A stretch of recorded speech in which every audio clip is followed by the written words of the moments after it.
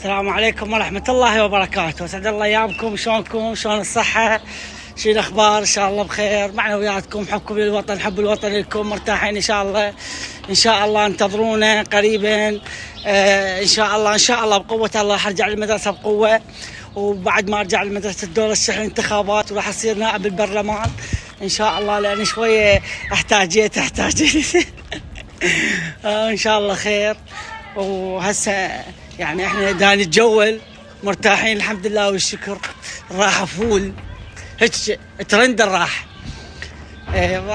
اشرب بيبسي وارجع من البيبسي اشوف نفسي وين اروح اليوم. نفسي مرتاح الحمد لله والشكر. صدقوني